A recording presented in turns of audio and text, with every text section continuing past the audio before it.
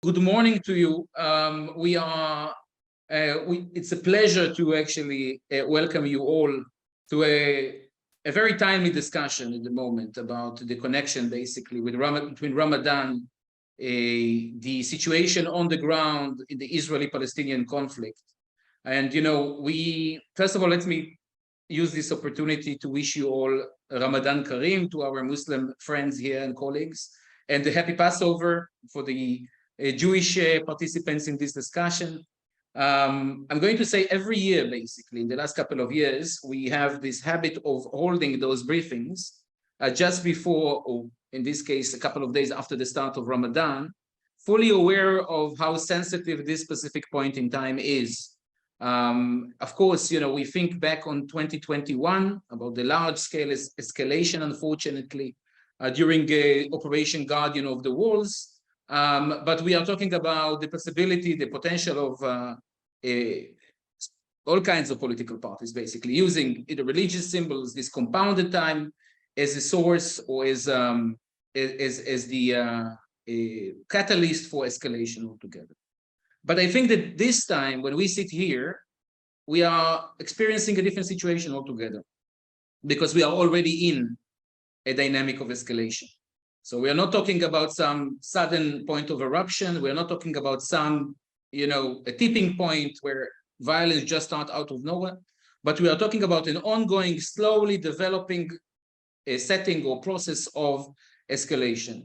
And in this specific framework, I will say that we are talking about a Ramadan that meets us with two major vectors that could make things worse and could actually create the conditions for a large-scale escalation. One, of course, is the current policies of this Israeli government. I would say an attempt to turn Israeli occupation from somewhat a temporal policy into a permanent, into a raison d'etat, basically, into part of the Israeli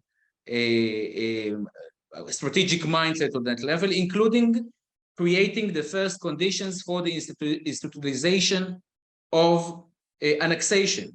So we see this government talk the talk in a way. If you look at the coalition agreements, a language that we never seen before, so blunt, about the exclusive right of the Jewish people on the entire region between the river and the sea, but also they also walk the walk. And here we'll speak about it later. There's obviously the changes with Smotrich receiving one of the symbols, basically, of radical right within this government, receiving the authority over planning and expansion of settlements, and the recent legislation, maybe Lior or Omer would speak about it later, the recent legislation regarding canceling the disengagement from the north part of the West Bank.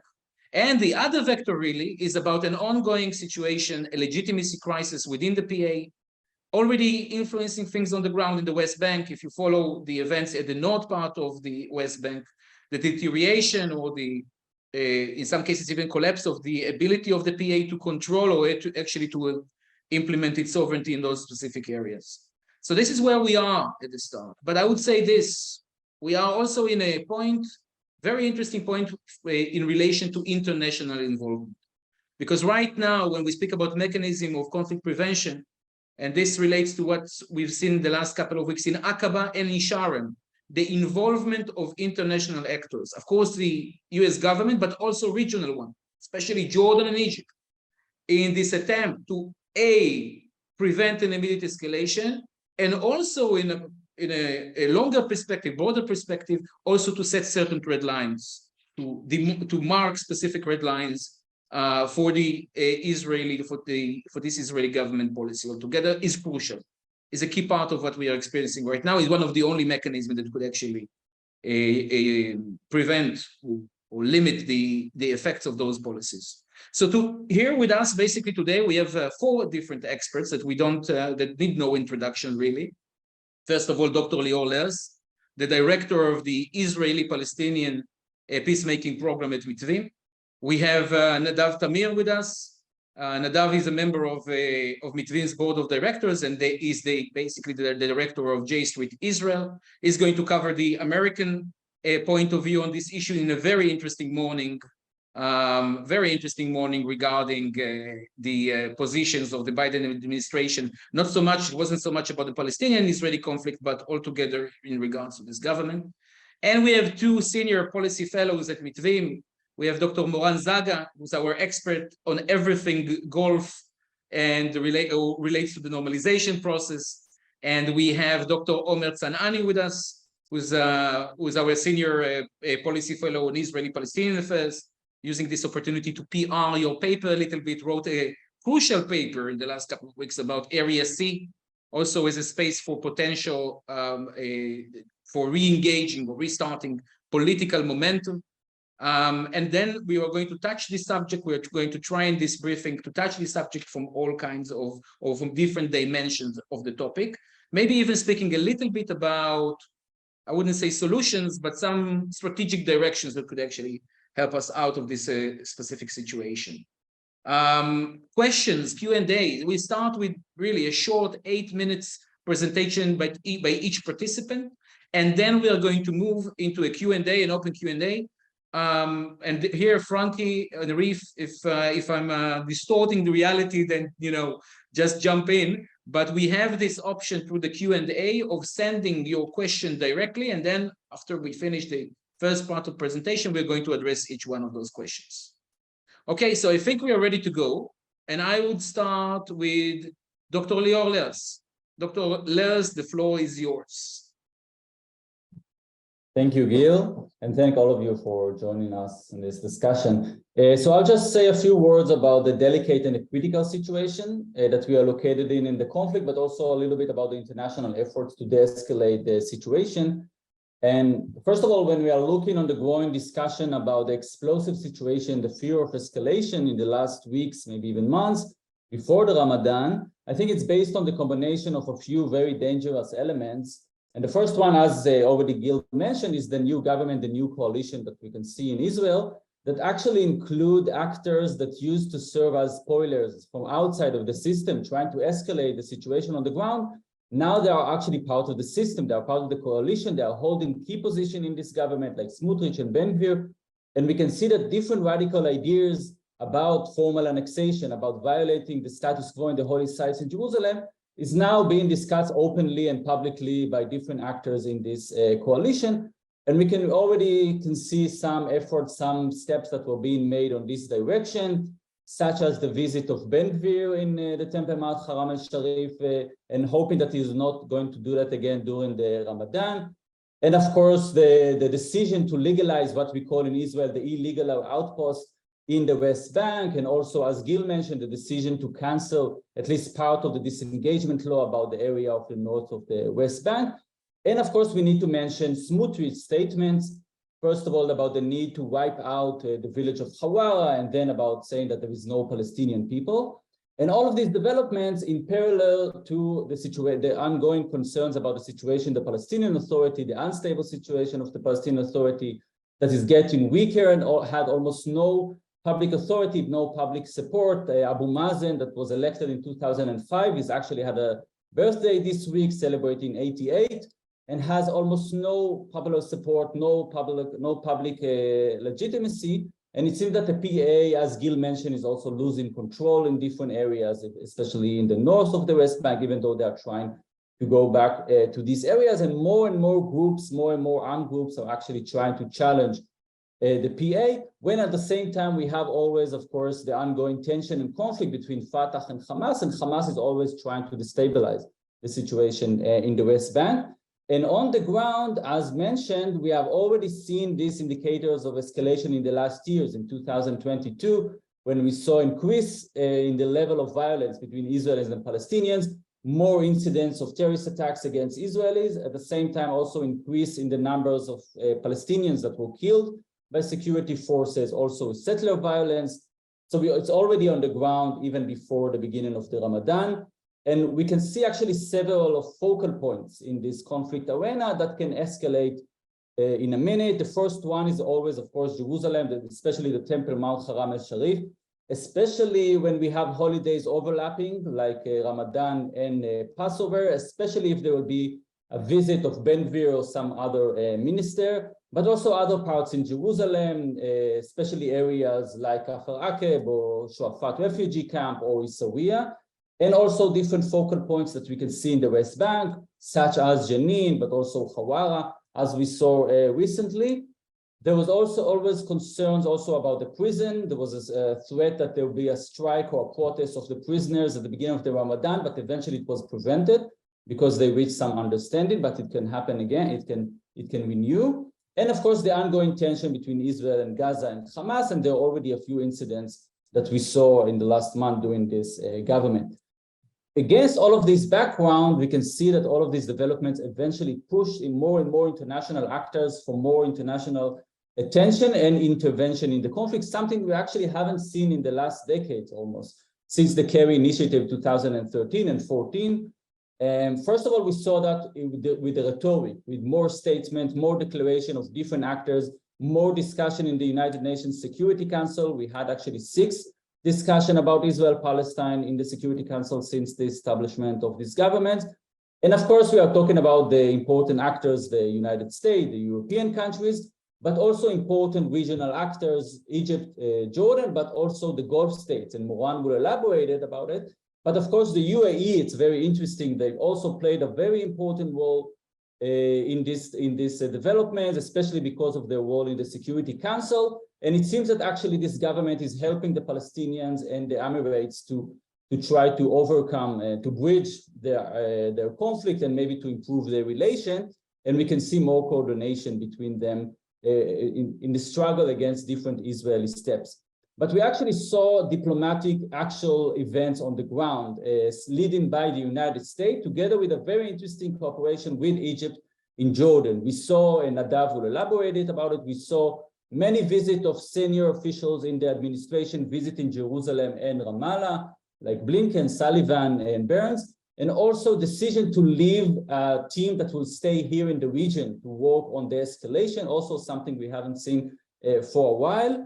And all of this actually led to a very interesting events. The first one, as Gil mentioned, the summit in Aqaba, and then the summit in Sharm el-Sheikh. There's supposed to be another one during the Ramadan that actually discussed different issues. Of course, security issues and special arrangement before the Ramadan, but also economic and political understanding. Some of that we published, some of that was not published, but only for the statements that were published after these 2 meetings, we can already see very interesting statements, especially with this very right-wing government saying that they are committed to the previous agreement, of course, to the Oslo agreement, also committed to the status quo in Haram el-Sharif, Temple Mount, and also to the wall of Jordan in the Temple Mount, Haram el-Sharif, especially it's important with this government. And they even mentioned things about the importance of political horizon and creating new mechanism for coordination.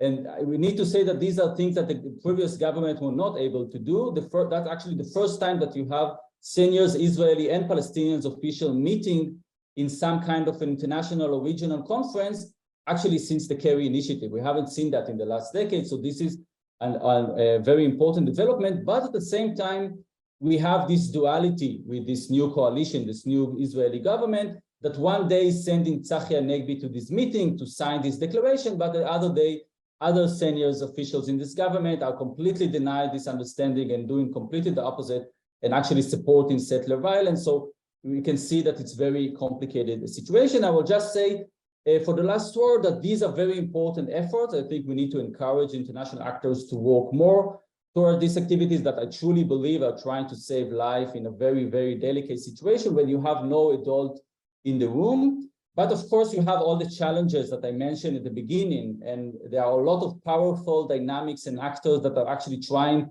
to escalate the situation. So it's very difficult to deal with that. That's why we heard that many were wondering if it's not too little too late, but we still hope that it will be able to work in this direction. And it's also important to say that these efforts are focusing only on the limited goal of preventing diplomacy, to try to prevent escalation, to de-escalate. They are not looking on the more structural problem, on the more long-term political horizon. This is something that is still missing. And I would just say that, as we all know, one event, one incident, especially during a very delicate time in places like the holy places, can immediately escalate the situation and change everything very, very quickly. Thank you very much. No, thank you very much, Leo. I think that's the specific, how you define it, the split identity between Aqaba and Sharm and the responsible adults, the national security apparatus, but then Hawara in the same 48 hours, I even think, right? So this kind of on the ground versus this, this international framework. Okay, this is a good chance to kind of shift from the bird's eye view of the the diplomatic political aspect on the entire thing into the actual events on the ground with the Omer Tzanani. Omer, please, the floor is yours. Really fast before Omer hops in, I want to just stop and make sure Benzi wanted to ask a question. He raised his hand a moment ago, so I want to just check, Benzi, if you have a question, you can just type it in the Q&A section and we'll be sure to get to it. You can go ahead now, Omer. Hello, good morning to everyone. I'm glad to be here, and I will try to discuss from the higher level about the Area C. Now, there are three main questions that I will refer, three parts. So the first one will be, why is it important to talk about Area C as part of the conflict? The second one will be, what is the real story of Area C? Here I will refer to 4 myths that I will try to break. And the last one is what we should do, according to my last article that dealt with it. So for the first question, I'll talk about why is it important. So Area C, along with East Jerusalem, as was mentioned by Leo, is the heart of the conflict. And there are 2 reasons for it. First of all, that's what left after Israel withdrawal from the cities and the towns in the West Bank, and after the withdrawal, the Hitnatkut from Gaza Strip. But the more important, the second one, it's a very, very dangerous zero-sum game, because we have to understand both approaches. The Israeli approach that sees Area C as a vital, in the past, as a vital security place, and nowadays, and we'll refer to it later on, as a vital settlement area, while the Palestinian sees it as a vital space for contiguous and viable Palestinian state. So it's a zero-sum game that leaves the place unruled, and I'll refer to it later, what it leads to. The second reason is ignoring the sea area will lead to a disaster in many areas. And here I will point out four areas. First, a fatal damage to Israel's status due to the right wing's policy of annexation, as Gil mentioned, worsening the security situation. There's much friction going on there, the bloody struggle over land and infrastructure, and Palestinian and more Jewish terrorism goes on in the place. Hawara is a symbol, it became a symbol for it, while we see the circle goes on inside Hawara, the Jewish terrorism, the Jewish pogrom, the Palestinian terrorism, and lately we see it inside the Green Line. The model of Hawara goes on not only inside the sea area and in the territories, but goes on further inside the Green Line, and I'm very much afraid of it, of what's going on, the reflection from the territories towards the 48 lines. The third one is the tangible danger to nature and environment. Not many people refer to it, but it's a big problem for both sides on the Green Line. You know, the Ministry of Environment defined the situation there as an emergency in 2019. The flames, the burnings, the fires, the electronic garbage, the quarries, and the water pollution, all of it turns the situation of environment as worsening on and on. And the fourth point in it is the grave humanitarian and legal challenge of population expulsion and relocation. We know Khan el-Ahmar is the best example, and there's a symbol also of it. Now, what is the real story? And here, as I said, I will refer to 4 myths. The first one, this government talks about sea area as a place that is in the sovereignty of Israel. Of course, it's wrong. It's not an Israeli territory. Israel never annexed the place, and it's under temporary Israeli control and responsibility according to the interim agreement from '95. And that also explains the very important international involvement on the ground, which is not only agreed by the Palestinians, but also agreed and assist Israel economically, politically, and security. So this is first. You know why I refer to it. Sounds so so logic, but ministers in Israel lately said about the European involvement in the program that they had towards Area C, that is an involvement in Israel's sovereignty, which is totally mistake. The second point is the Israeli settlements do not contribute to security, but rather harm it. The settlements, and we see today more and more how they accelerate the friction and the terrorism of both, as I said, Palestinian residents and Jewish settlers. And the settlements are also an unbearable burden for the IDF and for Israel.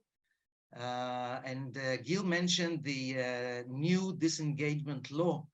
And this is a great example of a place that was supposed to be, in the eyes of the security establishment of Israel, a place for a pilot, for a contiguous Palestinian action, security and civilian action for a future Palestinian state. I don't know if any one of you remember in 2007 and later on.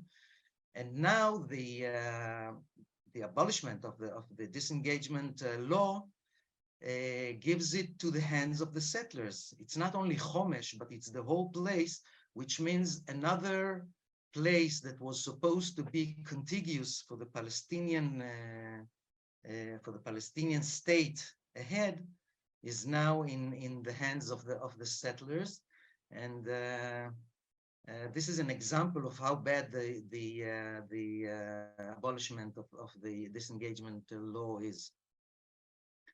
The third point, the main Israeli consideration, I'm sorry to say, but it's no longer security, but rather messianic faith. So, you know, the best way to describe it is the gradual transformation that we have from Alon plan going on to block settlements of Ehud Barak and the Olmert's map. You know, we can put it in a graph.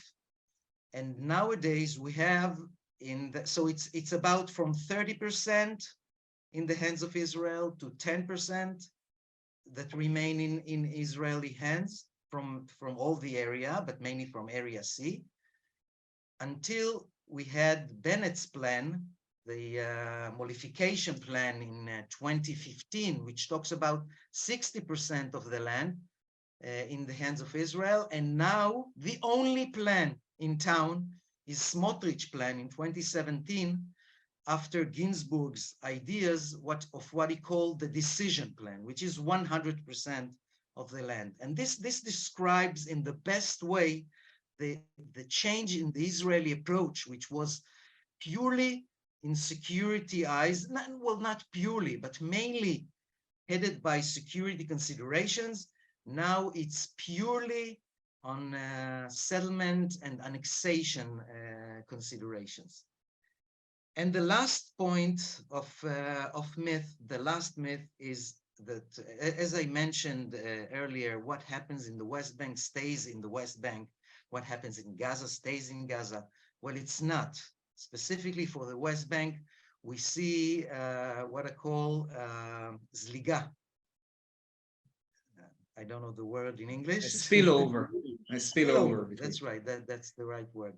Now we see it for many years. We see the spillover, but nowadays I'm really terrified because the things that happen in the senior officials in Israel are using the same tools that they used to handle the situation in Area C and in the West Bank. and we're seeing this as a real threat. And I think that that democracy and occupation, all the talk that has been on the street and on the riots, for me it's real and it's terrifying. So these are the four myths. Now, the last thing that I will address is what should we do? And as I wrote in the paper, there are twofold policies that should be mentioned here. The first is and most immediately is the preventive approach, and we need the international assistance here to prevent the annexation of Area C or parts of Area C, whether it's formal, whether it's informal. And the way to do it is in three parts. So first, as I mentioned in the article, first is to unmask the government's moves and intentions. The disengagement law is an example in it. Smotrich role and Ben-Gvir role. He gets the power with special police that he wants to have. Smotrich has the power above the Minhal Ezrachi, etc. So we have to expose the danger of annexation as a fatal blow to Israel's identity, national security, and political and economic standing. The second point on the immediate step is to expand demonstration in conjunction with the overall protest against the new government's anti-democratic policy. I think it's really important to emphasize the definite linkage between the kibush and the anti-democratic trends inside Israel on the political, the social, the legal, and the institutional levels, and to file objections. And here we really need the international assistance to settlement construction and to harmful measures against the Palestinian. And there's a need in international pressure as a must, as Gil mentioned, to put red lines and even price tags of what Israel is doing specifically in Area C and in the West Bank. And then we have the higher level policy of practical cooperation and development. The second stage that we think is abandoning the zero-sum game, and we can't see it today, but in the future we're talking about abandoning the zero-sum game approach and instead formulate a joint systemic planning and promote positive steps in Area C. We're talking about, I mentioned it in the paper, approve outline plans for Palestinians that were delivered to Israel since 2017 to most of the towns and villages and by the way, only a few were approved by Israel from about 200 plans, preventing crime and piracy together, and of course the hit of the environment. And the third, to promote joint projects such as some of them we know, the solar power fields, agricultural and food cultivation areas in the valley, in the Jordan Valley, water and wastewater treatment facilities, industrial zones, etc. And we also talk about, when we're talking about these projects, we also talk about bilateral cooperation and multilateral cooperation, the I2U2, sorry, the MEPA and other organizations that can be part of it and to advance things. Of course, it looks very far from now, but I'm optimistic, and I think this is something that had to be done. So that's it for my part. Thank you very much, Omer. I mean, I don't to kill the spirit of optimism, but I think that it's so interesting to look at Area C also as a barometer, indicator to the level of escalation, especially the north part of the West Bank, as Omer mentioned, the place where in many ways the Second Intifada ended with the amnesty to the Tanzim back then, to specific Fatah militants and so on, but also a place that indicates, the level of control, the potential escalation, unfortunately. And the second thing really about what Omer said about the change in Israeli governmental and public discourse about Area C. We are talking about more than 60%, more or less 60%, I would say, of the West Bank, right? And it used to be, I still remember a decade ago, if you still remember, it used to be an area that was expected as an area in question, the sovereignty of which is in question, even by the moderate right in Israel.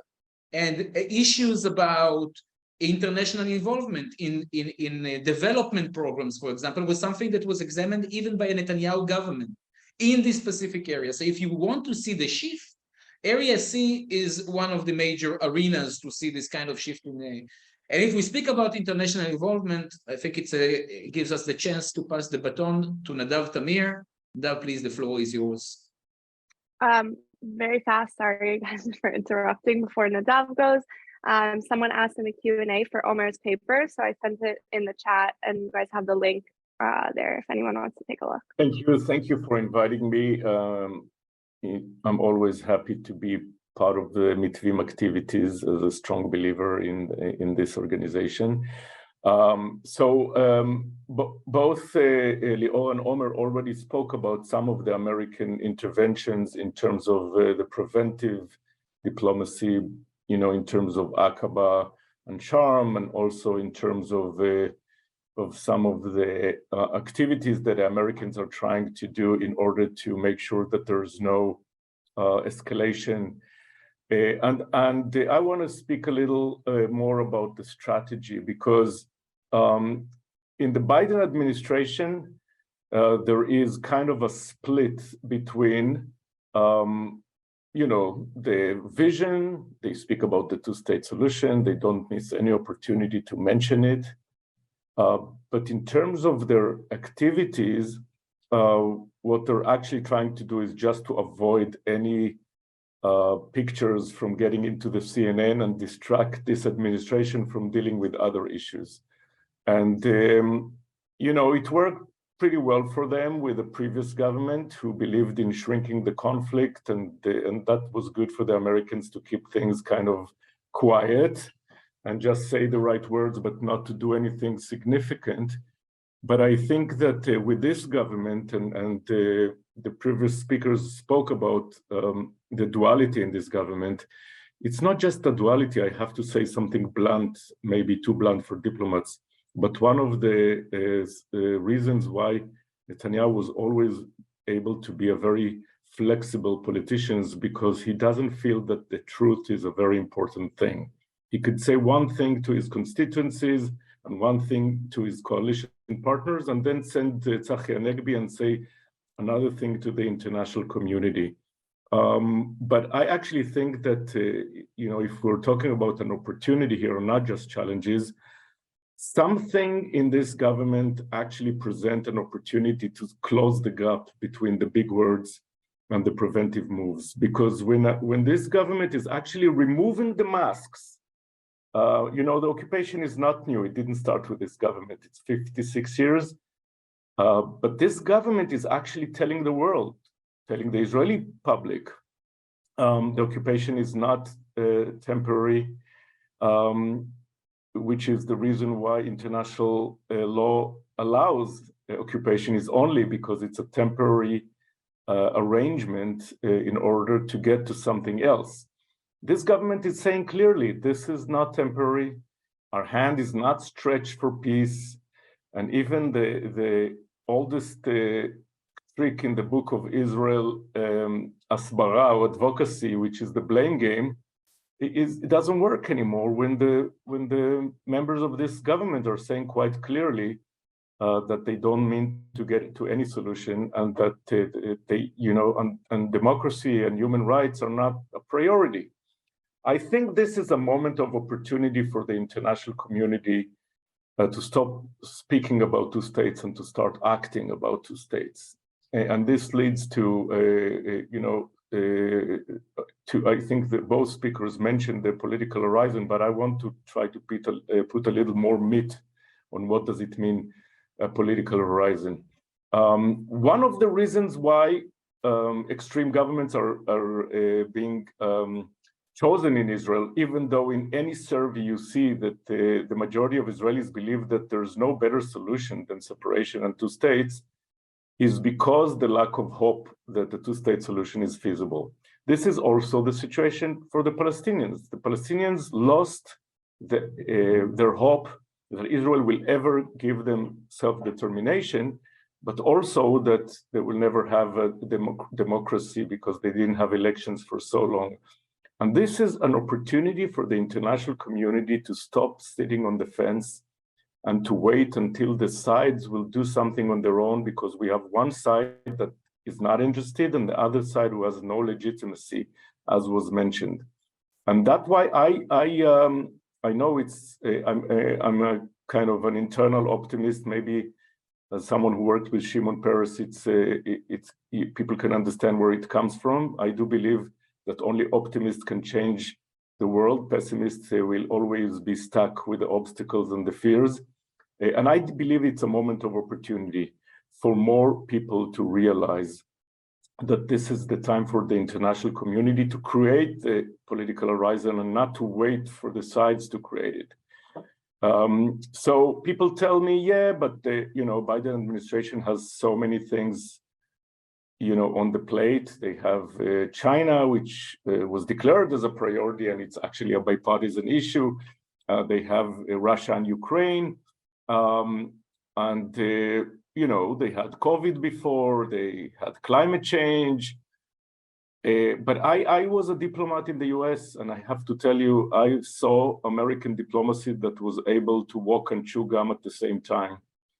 I'm not talking about boots on the ground, which I completely understand why it doesn't make sense for America. The interventions in Iraq and Afghanistan were a catastrophe for the same reasons why boots on the ground for Israel in Gaza didn't work, and it is not working in the West Bank, because those issues don't have a military solution. They have a diplomatic solution. But American diplomats could be more empowered to do things and to use this transition in the regional picture, which Moran will speak more about, to use the Abraham Accords, which even though was a creation of Trump and Netanyahu, who did not care much about the Palestinian issue, to do something that will bring more stability to the region and create a political horizon. To use the fact that there is an international consensus, with the exception maybe of Israel and Iran, around the two-state solution. To use the Arab initiative, which actually was a Saudi initiative to begin with, which is a great way to get the Saudis into the picture, which is one of the things Netanyahu always speaks about. While he's speaking, Saudis and Iranians are renewing diplomatic relations, which, by the way, I'm one of the Israelis who think that it's not necessarily bad for us. But I am frustrated that it happened with Chinese sponsorship and not with American sponsorship, because the Chinese don't really care about what's happening with the Palestinians, while the Americans could have used this in a better way. So I do believe that at some point, the Biden administration might realize that now that they lost the House, they don't have a majority on the Hill anymore. They have a very small majority in the Senate, and they don't have the House. They cannot really promote any domestic agenda whatsoever. And the only place to get some legacy, whether Biden is going to run, in the next presidential elections or not, is in international affairs. He already saw that the intervention in terms of Russia and Ukraine actually brought a lot of success. The West stayed united. NATO is growing. Sweden and Finland are trying to get in, and the Turks are still holding it. But I think eventually they will become part of NATO. Russia is in very complicated situation, which is what the Americans always want, also as a sign to China, and shows that America could achieve more by being proactive in terms of diplomacy. And the Middle East has so many low-hanging fruit for American diplomacy with the new regional situation. So I actually believe that maybe the fact that we have this kind of government in Israel, which, nobody here is happy about this government. And we always didn't like the scenario that it have to get worse in order to get better. because it might cause bloodshed. But now that it got worse and we do have this government, it's a time to use it as an opportunity to change course and to start to deal with the political horizon and to make the mantra of speaking about two states something more concrete. The other thing that the international community can do, and we are trying to do it in my role in J Street, is to help the Israelis on the streets, the liberal awakening that you see now in Israel, which we didn't see for so long, to connect the dots between the attempt of liberal Israelis to keep their own rights and the rights of Palestinians and both Palestinian citizens of Israel and of course the Palestinians in the West Bank, because real liberalism is not only to care about your own rights, but to care about everybody's rights. And while in Israel, it's a tough issue because people think tactically that it's not good to connect those things because that will create a less of a consensus around the demonstration, which reclaimed the flag and the national anthem. I think the international community could help Israelis make this connection, because even if we will be able to save ourselves from the attack on our democracy by this government, eventually, if the occupation doesn't end, we will not have a democracy. We will not be able to be both a homeland for the Jewish people and a democracy while there is a majority of non-Jews between the Jordan River and the Mediterranean.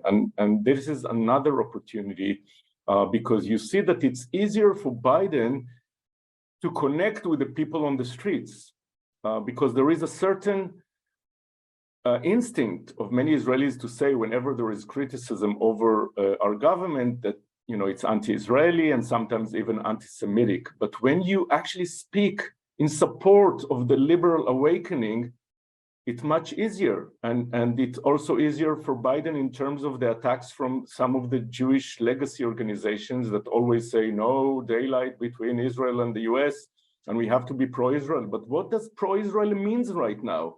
Is pro-Israel being with this government or pro-Israel is being with the people on the streets? So this is also a great opportunity for the international community. And I'm not belittling the dangers of escalation and the importance of saving lives. But even if we save lives and escalation, if we don't deal with the root issues and we don't create a political horizon, it will only be a short-term solution. So I will end here and be happy to address questions later. Thank you, Nadav. I mean, really interesting and inspiring linkage between what's going on right now in Israel, democratic backsliding and the democratic fight, and the issue of the occupation and the Israeli-Palestinian conflict. Nadav already mentioned this idea of joint coalition. I mean, the irony of this government with its radical policies, with its destructive policies somewhat, actually offering the necessity to intervene, and through that, maybe the opportunity to change the level of intervention altogether when it comes to international actors and the Israeli-Palestinian conflict. And it's a great segue, actually, to Moran Zaga. Dr. Zaga, please, the floor is yours. So we see that there's a big difference between the Arab and West world terminologies and the states of mind when looking at the current political situation in Israel. Is it okay now? Okay. So when the West world is more leaning to connect the let's say the domestic judicial and Israeli-Palestinian conflict under the same liberal democratic values, the Arab world has a separated, different kind of approach, separating the domestic issues with the Arab-Israeli conflict first, and second, speaking in different terms. For example, When they see the demonstrations, they see a challenge to leadership, to the legitimacy of leadership. That's what they see. They don't see the democratic issue in that sense. And when hearing Smotrich and Ben Gvir's expressions and actions, seeing their actions in the Palestinian issue, this is where it really touches the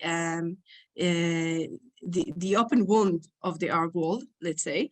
Now we know that the Gulf states and the Arab world in general have been consistent in their support to the Palestinian issue, but we also know that there has been a change in the priorities in the last few years.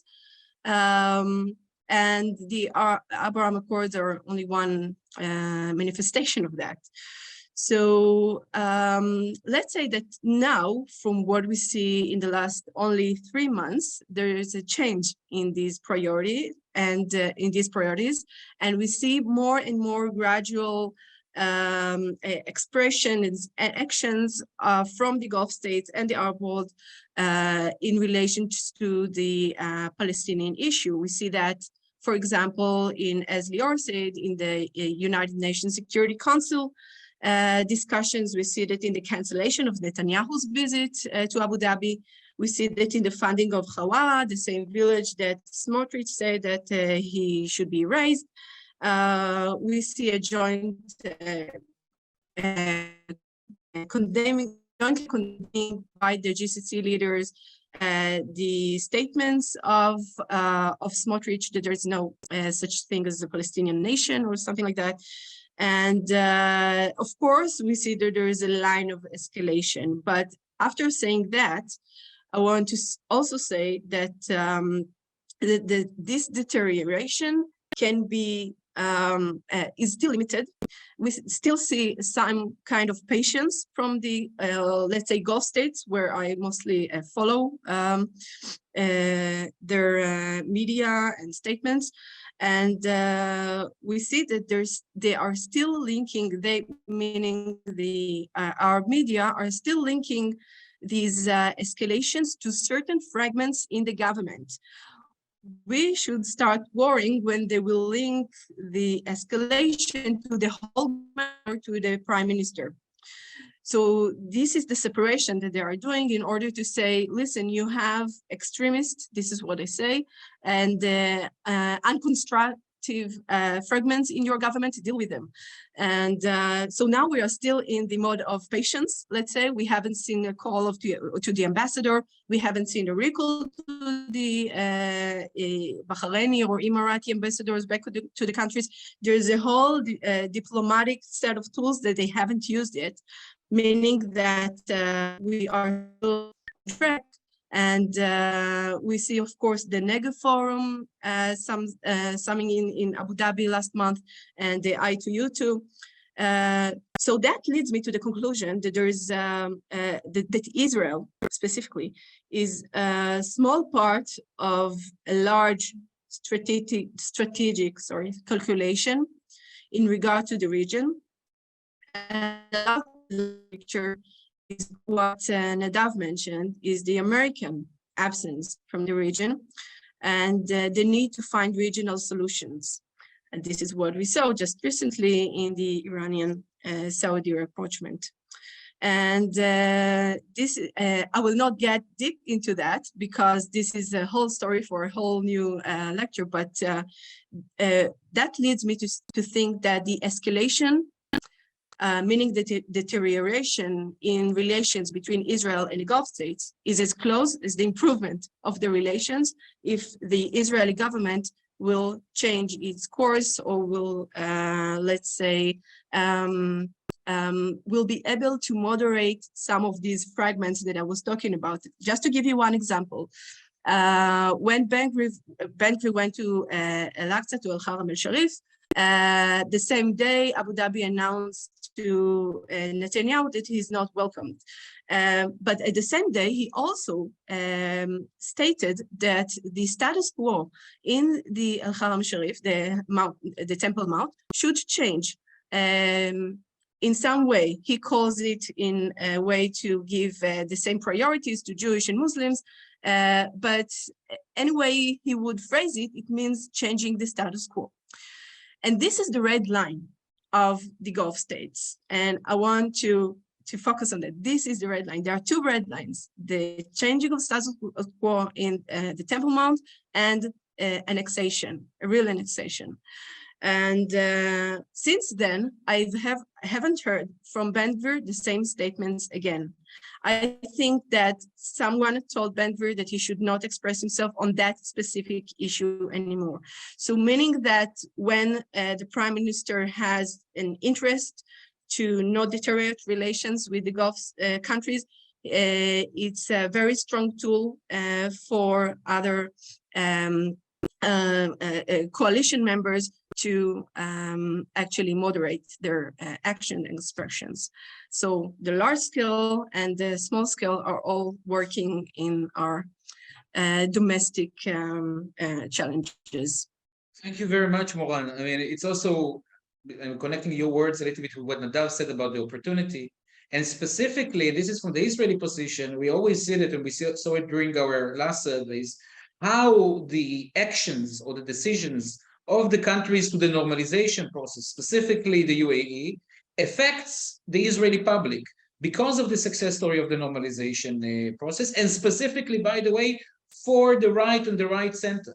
There's a pretty wide popularity of those agreements, and the idea of downgrading, you've seen the Israeli media really following closely every word, every visit, every step, because it's very interesting to think about it. I mean, we are not talking about the same level of US administration pressure, but they actually carry, the countries of normalization carry political power, an ability, a leverage basically on Israeli policy, and even specifically in relation to the right. So what you're mentioning in this juncture, the ability to move, following the policy to actually also offer positive incentive or into limiting the policy is a very interesting idea.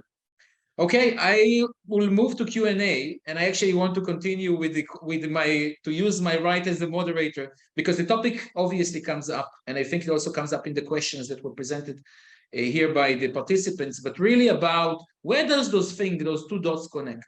This major judicial, democratic struggle, discussion right now, clash of discourses in the street, the influence of that situation over the potential escalation in the West Bank, and specifically on Israeli policy.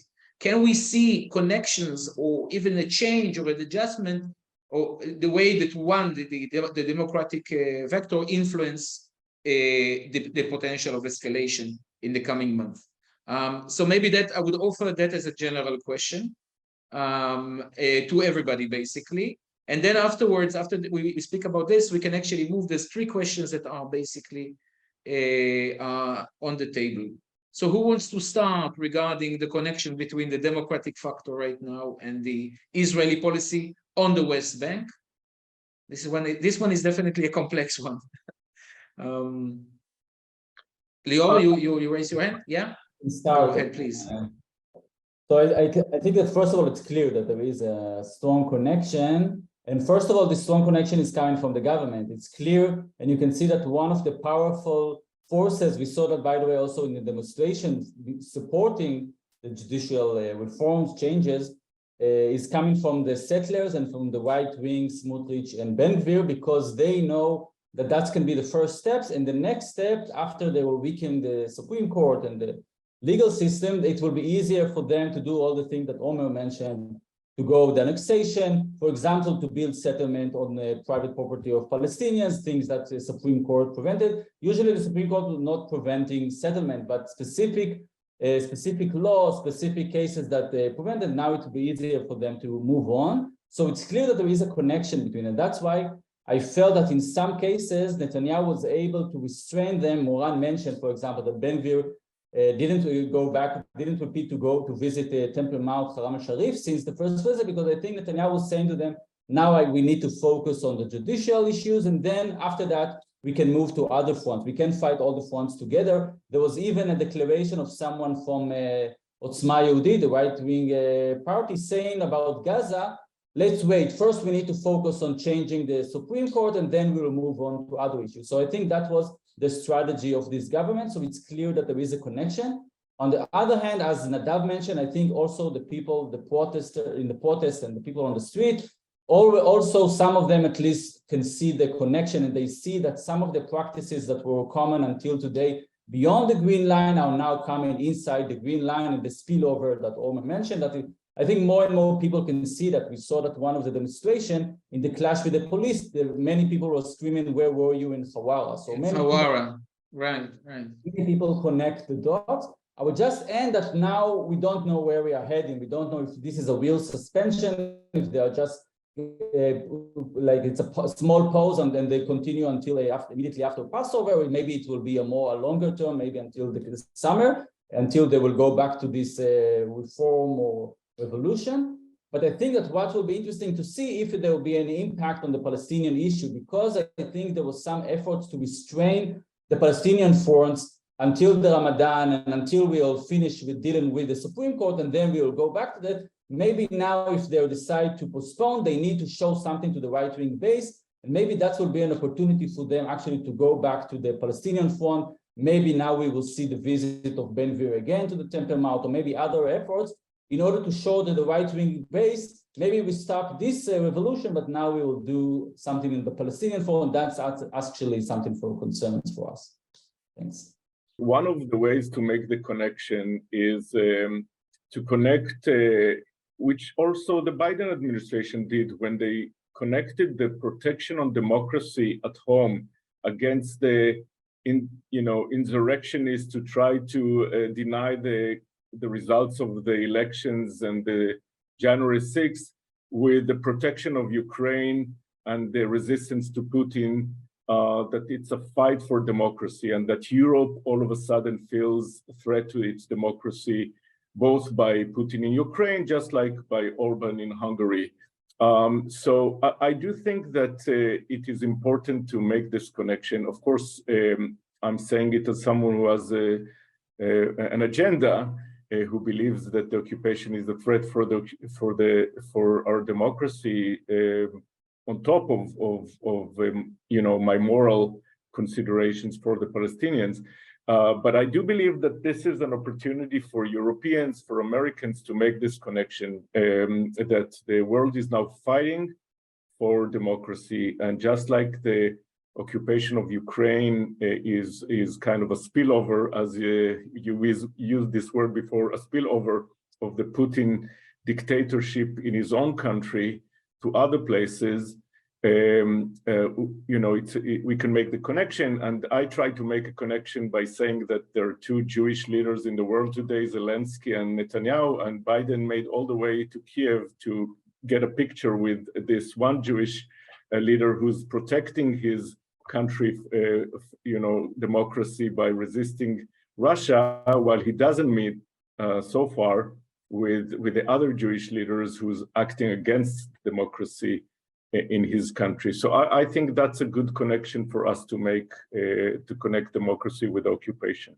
Well, there is a relevant question asked by, let's see if an anonymous attendee, regarding the establishment of National Guard. And this is a very interesting connection, because it is a token that was given to Ben-Gvir in return, just to give the context to those of you who are less knowledgeable about this, as a token basically for Ben-Gvir agreeing to the postponement or the freezing of the judicial reform. He was allowed to continue an whole idea regarding forming a National Guard of its own. And the question that was asked here is a little bit about how this National Guard affects the security situation altogether, the establishment of. Someone would like to refer to this issue? I think if it's possible, it would be interesting to get take a couple of questions. No, I was going to say to get Moran's perspective on this one, because she really, I think, can give us the Palestinian perspective as well on, how this is going to affect things. It's an open question for all, by the way. I mean, first of all, I'm just going to say this is an offer on the table. This issue of National Guard has been in the political agenda for the last year. All the way, it was an original idea presented by Bennett, if I'm not mistaken, a year and a half ago, and was frozen somewhat by Bar-Lev when he served as a minister of Homeland Security, basically, in Israel. But there's a question about whether or not, Nadav mentioned the somewhat distance between truth and promises given sometime by Netanyahu. There's a question if such a National Guard would actually be formed. But if we do assume that it will be formed, do you see any relevance or when it comes to settler violence, or when it comes to the way IDF or the security forces relate to the Israeli-Palestinian conflict, the future neutrality? Maybe I think that I'm not an expert enough in regards to this specific question on the National Guard. I know they're working on that for over a year, but this is more domestic issues rather than a Gulf concern.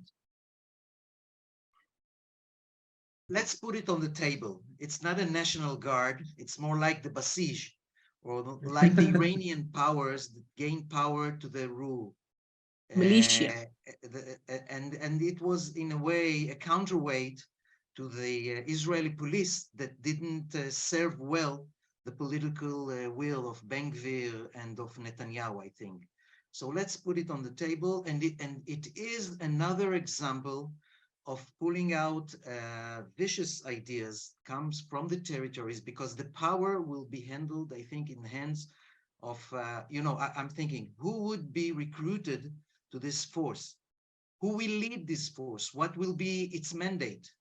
So, of course, it's something that we have to rule out and to prevent. And, I'm continuing with Nadav's ideas and optimism. That I'm looking at Biden's, when he talked about not receiving Netanyahu, and he doesn't think about the two-state solution, and he doesn't think about other things connecting to the territories. We're now in a real problem inside Israel. So what I think this is an opportunity, and I want to add something after Nadav talked about the big narrative. Now we have to understand this is totally something that was familiar to the rule in Israel since 1967. I'm doing a research now about the time, the half year after Sheshet Hayamim War, and the ministers, and we remember the claim of Levi Eshkol, the dowry and the bride. If everyone is familiar with the idea, the Israeli idea to disconnect the people from the land.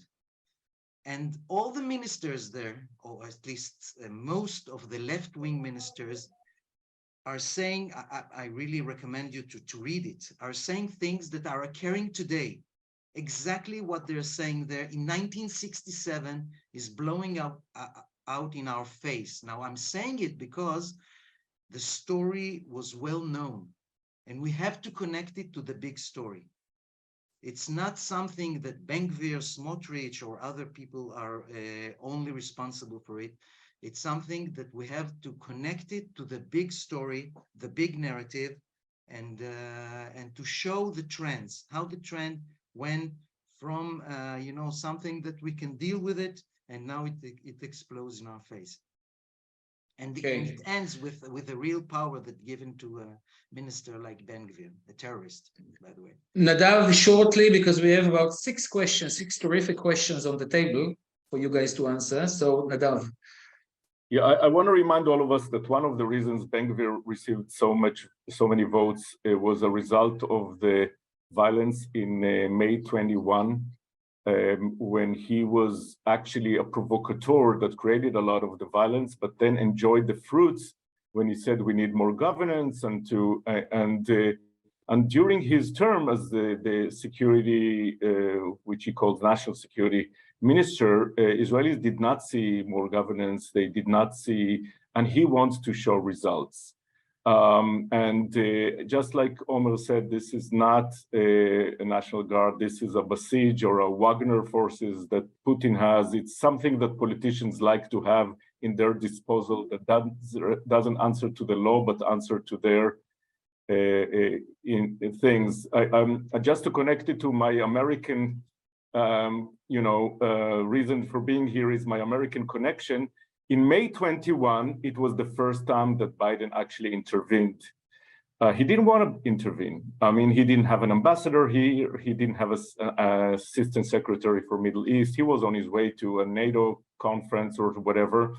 And only when the violence started, there was a push from the Democratic Party, from members of Congress to do something and to make a stop. And that was the first time he made a call to Abbas. That was the first time that Blinken came to the region. And when he did intervene, he was able to get a ceasefire in 11 days, unlike the 51 days of the round before, which shows you that when America decides to intervene, they have the power. They just need the political will. Thank you very much, Nadav. A question regarding the different actors and the ability to intervene and to influence the situation. Question by Omar Al-Ubaidi from our colleague from Dirasat. And I'm just reading the question: what steps can be taken by Israeli, Palestinian, Bahraini, Emirati, and Moroccan civil society? And here the focus is on the civil society to make the Abraham Accords a vehicle for increasing the likelihood of a two-state solution. And here I will try to also connect it somewhat with the current situation, especially the role of civil society in this aspect. In relation to the fact that we basically spoke about the political change in Israel and crisis, in many ways led by civil society altogether. This is one question. And I connected it with a question from Harry, besides America, besides the US, about is there a role for other countries to take a more proactive action in the Middle East in the current phase? And which countries are we relating to? I assume that this is also relates to Europe specifically. Unfortunately, we don't have Maya Sion, our expert on Europe, but this is a topic that we can definitely try and connect with the current countries that we discussed. So let's start with this, about the potential of international intervention in this specific crisis and on the border level, focusing on other countries, but also focusing on a different level of civil society relations. Who would like to start with either one, by the way, in this direction? I can relate to the civil societies in the Abrahamic countries.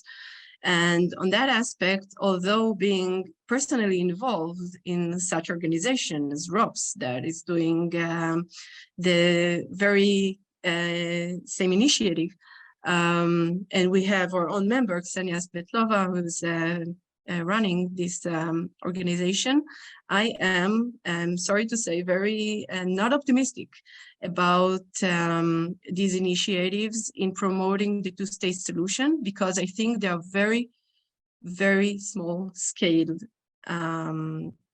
initiatives. And that's the reason. I think that what history showed us is that the leaders are the strongest actor in the game that really sets up the rules and the language and the state of minds of the people towards this solution or a different solution. And although in Israel we see the magnitude and we see that the civil society can be very influential and very strong, we don't see the same thing in other countries.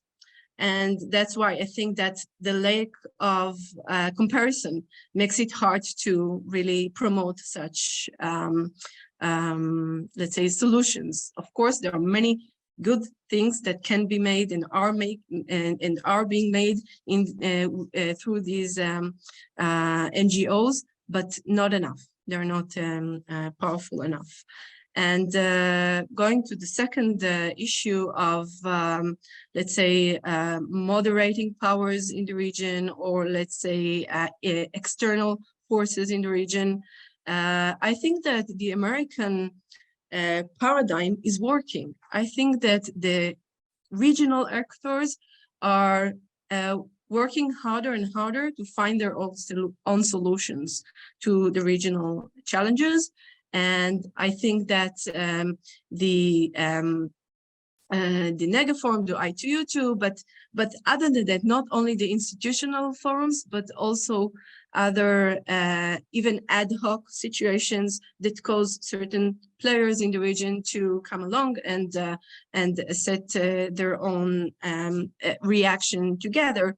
And what the UAE is now doing with Syria and Saudis are doing with Syria, to connect Syria to the back into the Arab world. These are all solutions that are made by the region to the region. And this is a whole different story. They are not waiting for Putin to intervene in Russia. But by the way, this is, I think they are close to Putin right now because of their policies towards Syria. But this is a whole different level, just to give you an example of how the regional players are strong enough right now to work out the regional challenges. Thank you. I'm going to just add to that, if I may, and Lior and then Lior, I think that when we speak about civil society, we always used to speak about civil society connections between Israel and the countries of the normalization process as not a nice to have, but another layer, kind of supports the intergovernmental level, makes it a little bit more organic. It's about deepening the process. Now there's a different role, if you ask me, about the role of civil society relations between Israeli civil society organizations and in the Arab world. And it's not just deepening, it's maintaining. We had a long history at Mitvim of track 2 diplomacy through think tanks with countries where the relations between the Israeli government and their government was at stakes. And you can really see how keeping the channels open, building a framework of strategic dialogue, when it actually can be done on the level of civil society relations, can help maintain the relations even through tough times, where the intergovernmental issue is either indifferent or is in actual crisis, diplomatic crisis or otherwise. So that's a completely new role for civil society. And that's maybe in a really short aspect. Regarding just one word relating also to what Nadav said, the ability to create international coalition that brings the regional state, this relates a little bit to Henry's question, together with the international community, whether it is Europe and the US together with the regional aspect, or in many cases, Egypt and Jordan, what we call the veteran peace countries together with the countries of normalization, creating all kinds of coalition that really increases their effectiveness and the range of opportunities or options that they can actually bring forward, both on the negative and positive incentive altogether. But Leo, please, you wanted to also comment on this. Yeah, actually, to continue with your last point, I think that we can all agree that we need the US leadership. Moran mentioned it. But I think that the regional actors, Egypt and Jordan, is playing a really important role, and they actually fill the vacuum, especially during the Trump year when the US was actually not relevant, and also EU were in a different place. We saw that Egypt and Jordan played a role that we really, I think we need to admire. And we saw that Egypt, every time there is something between Gaza and Israel, Hamas and Israel, Egypt would interfere and would try to work on it. When there were events in Jerusalem, in Temple Mount Haram al-Sharif in the last decade, we saw that over and over again. Jordan will try to fill the wall because of the important role in Jerusalem and the holy site. So I actually think that this is a very interesting cooperation that we haven't seen before between the United States, Egypt, and Jordan, creating actually like a new mechanism, especially for many years we are talking in Mitvim about the problem that in the quartet you don't have anyone that is from the region. And we're always talking about try to change the structure. The quartet is again not relevant, especially that Russia is part of it. But I think that the fact that now we will see the international actors are trying to cooperate with Egypt and Jordan, maybe other regional actors in the future, but at least Egypt and Jordan that also have very good relation with both sides. They have leverage they can use with both sides. So this is a very important cooperation. I must say that we also hope to see more role of the EU. We are talking a lot about the limitations and the restriction of the problem with the EU. Of course, they are now have a much bigger problem with Ukraine, with Russia and Ukraine in the border. And we're always talking about the split inside the EU. That is also a problem for them to work, especially as one actor. And you can see that Borrell is talking recently about maybe some incentive and maybe we try to renew the Arab Peace League, but we can't see real efforts. What we can see maybe is specific countries like Germany and France We saw that doing a little bit during the Trump year, but we can hope for more involvement of specific European countries. And also to mention that the UN envoy, Nico Naim-Ladenov, played a very important role during this period, but also the UN, I think, can play a role, at least in Israel and Gaza, but also on other issues. Thank you very much, Lior. Speaking of the international involvement, there's a couple of questions that I'm going to connect together. I see a question that was presented by Jess and by David. Both of them relates to how let's say call it the integrity of the current Aqaba Sharm el-Sheikh process, and can it really be leveraged to move to actually create some kind of a political momentum beyond the immediate need to stop an escalation. So that's a question that I would put at the center at the moment, and if you can relate to it, I know that Lior and Nadav somewhat related to it, but what can we actually expect from this process in this current political state of mind in Israel? Who wants to, of course, question is open for all, Omer, Lior, Nadav, Moran. Actually interesting, Moran, by the way, the original role in maybe joining in the Aqaba Sharm process, although I'm not really sure this is in the stars at the moment. If I could just... The floor is open. If I could just say, and Moran could you know, help me with this, but I think that one of the things that was the basis for the Trump, you know, for the Abraham Accords and the UAE participation, and they were very proud that they stopped the annexation.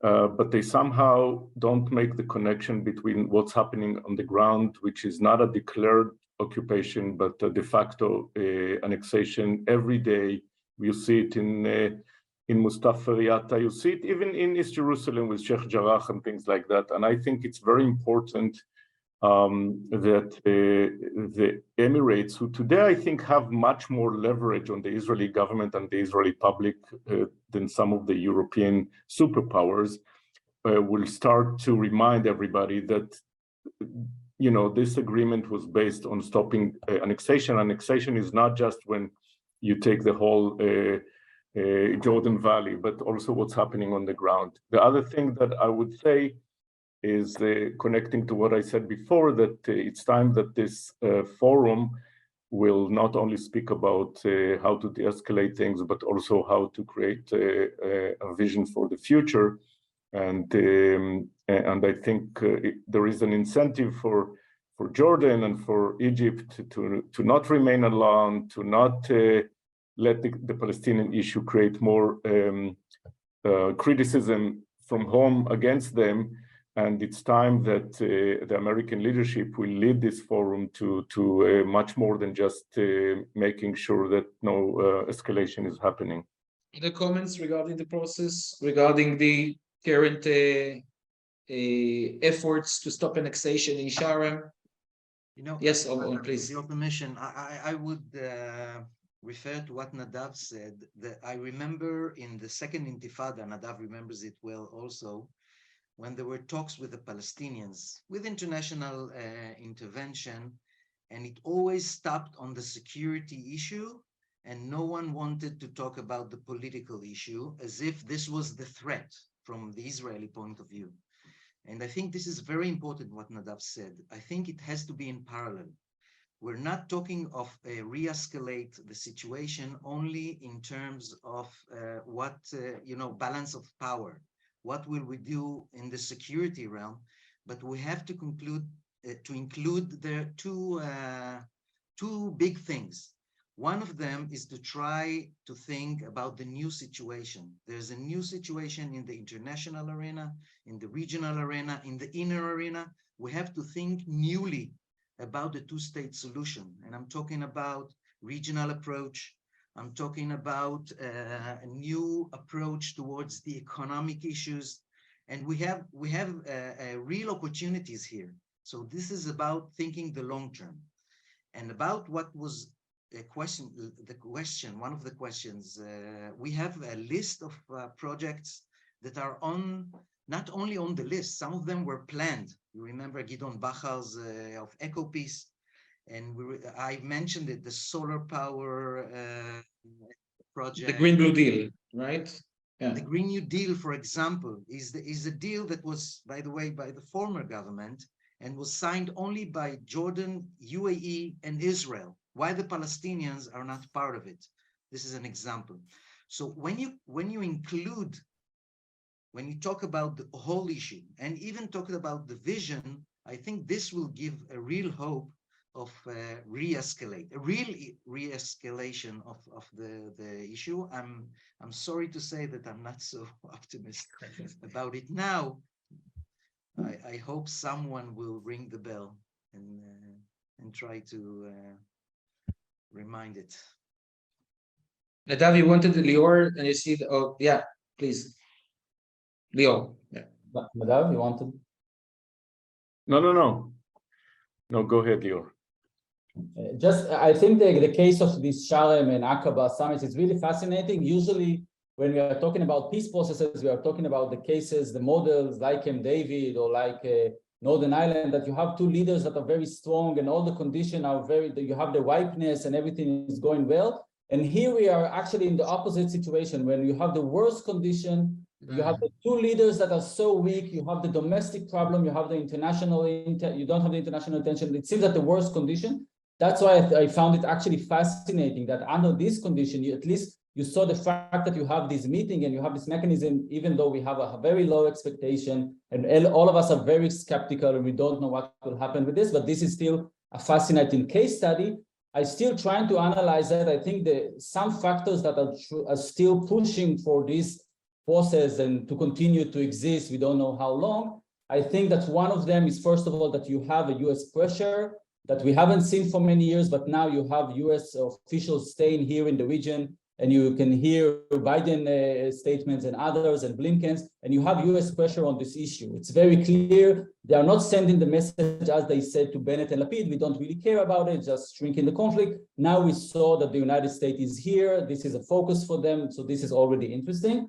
The second thing is, of course, the legitimacy of Netanyahu. Netanyahu can do almost whatever he wants with the Palestinians. He can do a lot of concession that Lapid will never be able to do. Just imagine if Lapid will send someone to this kind of a summit or to sign this declaration about committing to agreement and the wall of Jordan and talking about the political horizon. Just this statement, probably we have saw like a demonstration of the right wing. So Netanyahu has some ability and leverage, and I haven't seen any protests from the right wing. I just talk about with Nadav. I haven't seen that Channel 14 is talking about this statement and that Oslo process is coming back. So I think Netanyahu has much more mandate to do this kind of thing. And the last thing that's important is the security establishment. The security establishment, the military and others are pushing for this direction, are doing what much is possible to prevent escalation and to de-escalate the situation and to work with international, with regional, to keep the Palestinian Authority alive. And this is another factor that is still pushing. Of course, on the other hand, we have all of the things that we already talked about, all the dynamic and all the actors in this government that are pushing to the other side. But at least I think it creates some kind of a dynamic that eventually led to this summit. Thank you, Lior. We have just a couple of more minutes before we finish. And I do owe a question that was presented. I'm kind of expanding the scope a little bit. Omer mentioned, examining basic assumptions about broader things. A question presented by Her Excellency Ambassador Leto Siksinian from Finland, the Ambassador of Finland to Israel, about actually what you mentioned, Nadav, this rather unspoken change in Israel regarding the Saudi issue, especially after the re-establishment, really, or the establishment of diplomatic relations between Iran and Saudi Arabia. Do we see that as something that influences Israeli incentive structure altogether in relation to the Palestinian issue, in relation to the Abraham Accords? This is a question for Nadav, but also might be relevant definitely for Moran or Omer for that matter. So I would beg from our participants a couple of more minutes to discuss this very shortly, to discuss this topic, and then we'll summarize. So Nadav, would you mind I'll start starting? and then I will have to leave, unfortunately. Okay, I sure. would say that no doubt that the old Netanyahu, the one who actually thought about the interest of Israel and his ideology would say that Saudi Arabia is the big trophy and it's the big achievement that he hoped for. Today it's a different Netanyahu. Today is a Netanyahu in survival mode. It's about him, it's about the trial, it's about how to keep his coalition alive.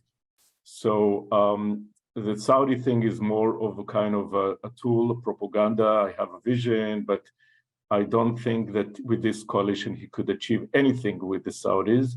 The best thing that he could do is that just to blame the Bennett-Lapid government on the renewal of diplomatic relations between Saudi and Iran, which, by the way, I think, unlike most Israelis who think this is a zero-sum game, I think that when the Iranians are more connected with the international community, that makes the IRGC less powerful and make the more moderate people in the regime stronger. I think it's an Israeli interest that the Iranians will be connected with the Saudis. As I said, I would hope that it will be American and European or the Western world moderating this, sponsoring it, and not the Chinese. But I actually think it's a good thing. But for Netanyahu, it's not about this anymore. It's all about survival. Thank you, Nadav. Omer or Moran, really super short comments on these issues. I would just add, I think it's a real earthquake. This agreement between for Israeli policy, for Israeli conception of, we remember the coalition, the Arab coalition against Iran. We built all our cards, we put all our cards on this issue. And I think the agreement between Saudis and Iran shows that they're in a different place. As Moran mentioned, we saw it last year, I think, with the UAE and with Kuwait. They are also in a different approach. And proceeding with what Nadav said, I think Israel has to make a new net assessment about its whole approach toward the regional solution or the regional status, and to look differently on, not only on the Iranian issue, but also on the new conception for the agreements with the Arab world. And here I'll just remind the 2002 Arab Initiative, etc. We don't have time to elaborate. Thank you, Omer. Moran, if you have short comments, really? Yes, please. So for the Abraham Accords to be implemented, we need the stars, the moons, and the suns to align together in perfect ordering, so that we will, so that it could be implemented. But now it feels like we're getting farther and farther away. The stars are scattering around, and we don't have the same conditions. We don't have Trump's deal. We don't have any other external forces to compel or to bring incentives into the pictures, and we don't have the Israeli government deeds towards the Palestinians to help the Saudis do these steps towards Israel. So we are getting, unfortunately, further and further away from. Thank you very much, Moran. We could have continued this discussion. It seems that everything is connected in many ways, but I'll just summarize with this. I think there's something very interesting, a very interesting paradox about this government, that after many years of all kinds of givens, separating the regional issue from the Israeli-Palestinian, not discussing the large scheme of how to go back into peace initiatives, suddenly this government is the one that brings all of it back and creates opportunities for new international coalitions. But there's also a crucial juncture here, because on the one side, there's the ability to examine basic assumptions where the Israelis in the streets are doing that. On the other side is the possibility of Smotrich decisive victory plan, coming together with the legitimacy crisis in the West Bank and maybe bringing a fragmentation or even a future collapse of the PA. And then we are in a completely different world when it comes to the chances of escalation. So I want to thank, first of all, I didn't get a chance to thank Nadav, but I want to thank Moran, Dr. Zaga, Dr. Tzanani, Dr. Lers. I want to thank everybody who was actually part of organizing this, to Frankie and to Rif, of course, if it's Raki, for their help. And I want to thank you participants, and I want to wish you Ramadan Kareem again and happy holidays. And I do hope that, that in this specific juncture, we, with your help, with the help of the international community, will be able to take the right turn. So thank you very much, and I wish you farewell, and we'll meet in the next briefings of Mitvim in the coming weeks. Thank you very much.